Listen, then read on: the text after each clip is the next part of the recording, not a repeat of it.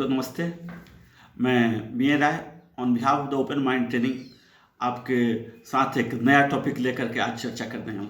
आज मैं देख रहा हूँ कि चाहे प्रोफेशनल लाइफ हो, घर की गृहस्थी हो, स्टूडेंट लाइफ हो, सभी लोग का एक सिंपल क्वेश्चन हो गया, मेमोरी मेरा कम हो रहा है। मेमोरी बच्चे कह रहे हैं कि यह टॉपिक मुझे याद नहीं होता है। तो आज मैं सोचा कि इसी टॉपिक पर आपके साथ चर्चा करता हूँ।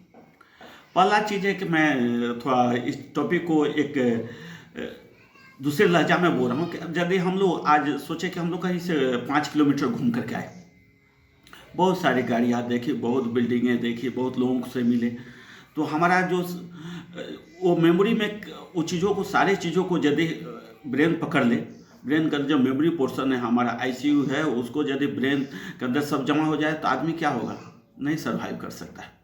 तो कि कौन कौन चीज़ें हैं जिसको ब्रेन पकड़ता है।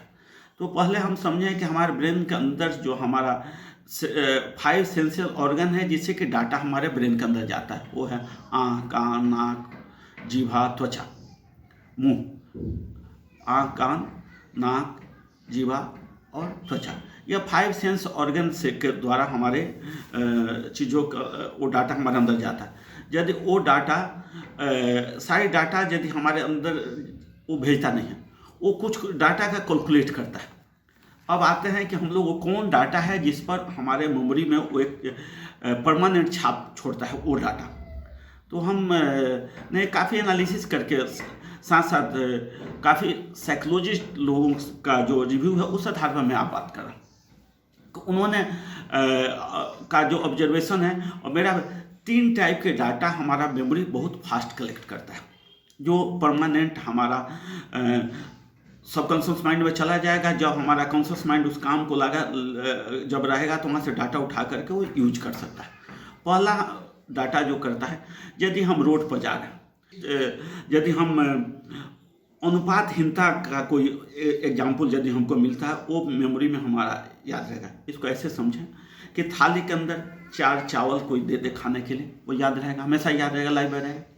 वैसे ही कुछ अजूबा चीज़, जो कोई ऐसे आदमी को देखे जो पैर नहीं है और स्पीड में चल रहा है, उसके अलावा चेहरे के उटपटांग बनावट हो, ऐसी चीज़ें हैं। या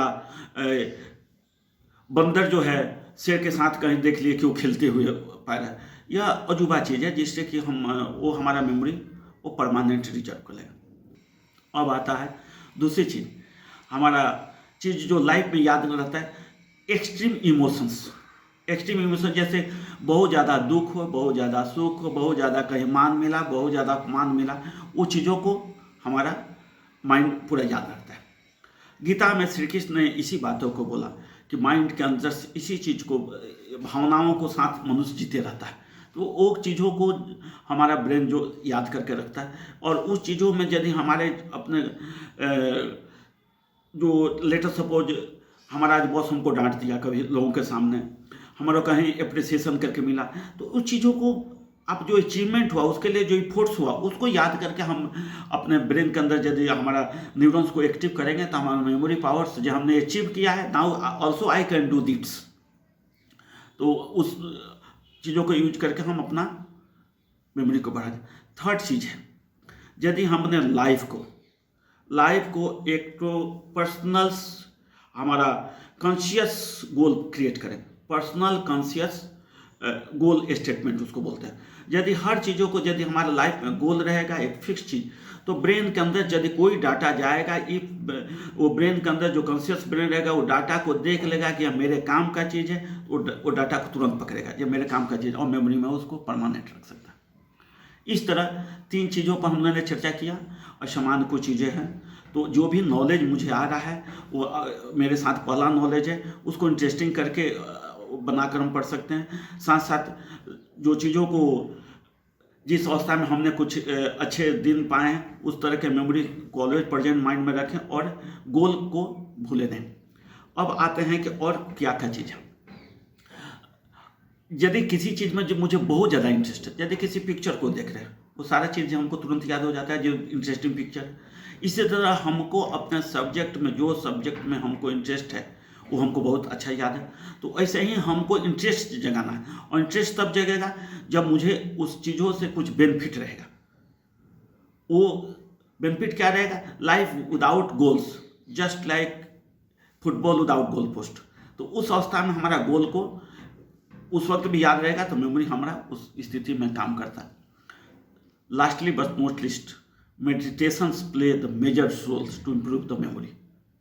उसमें आपका सिंपल प्राणायाम है, अपने ब्रीथिंग टेक्निक को यूज करें, अपना लंबा सांस लें, धीरे धीरे छोड़ दें, फिर एक लंबा सांस लें, धीरे धीरे छोड़, ऐसे करके 10-15 बार हम अपने चीज़ों को ब्रीथिंग टेक्निक को अप्लाई करेंगे अपने लाइफ में, तो हमारा मेमोरी पावर काफ़ी इम्प्रूव करेगा। उसके बाद विजुलाइजेशंस, जैसे लेटर सपोज हमने हिस्ट्री पढ़ रहे हैं और हिस्ट्री मुझे इंटरेस्ट नहीं है, तो मुझे एक पिक्चर जो देखा उसी का हीरो कैसे काम हुआ कि उसके रोल को उस स्थान पर डाल करके हम अपने चीज़ों को विजुलाइज करेंगे, और उसका अपना एक कलर देंगे, उसका इमेज देंगे। जैसे असमान स्थिति को क्या ना हमने इमेज दे दिया, और उस चीज़ों को यदि याद करेंगे तो हमारी याद रहेगा। एक क्लास में मैंने देखा था, हम थोड़ा उस चीज़ों को एसेसिनेशंस एक टीचर ने पूछा, तो बोला कि याद हो गया, तो किसी ने नहीं बोला। तो उन्होंने बोला कि मैं बताता हूँ, बहुत सिंपल टेक्निक। तो बोले कि सारे टीचर बोले, स्टूडेंट सब बोले टीचर से आप बताइए। तो उन्होंने बोला गधे के ऊपर गधा, उसके ऊपर मैं, और उसके ऊपर नेशन। सारे स्टूडेंट हंस दिए थे। तो उसमें मतलब मैं तो कुछ गलत नहीं बोला, स्पेलिंग लिखो, एस लिखो, एस उसके बाद आई, मैं, नेशन। इस तरह हम अपने चीज़ों को यदि इमेज देंगे, एक कलर देंगे, तो हमारा मेमोरी पावर्स परमानेंट, जो फर्स्ट फेज में हमने आपको बताया फर्स्ट टेक्निक, उसमें हमारा रिजर्व होगा और मेमोरी की तरफ हमारा काफ़ी इंप्रूवमेंट होगा। इस तरह जो ब्रेन की जो भाषा है वो है कलर्स, इमेज, विजुलाइजेशन। उस थ्योरी पर आप काम करें तो आपका मेमोरी काफ़ी बढ़ेगा। और on behalf of the open mind आपसे यह रिक्वेस्ट है कि यह टेक्निक सिंपल टेक्निक नहीं समझें, यह आपके काफ़ी बेनिफिट आएगा। और इसमें यदि कोई और क्वारी होगा तो मैं नेक्स्ट वीडियो में आपको और कुछ डिटेल्स देने जा रहा हूँ जो माइंड इम्प्रूवमेंट की तरह काम करें। धन्यवाद।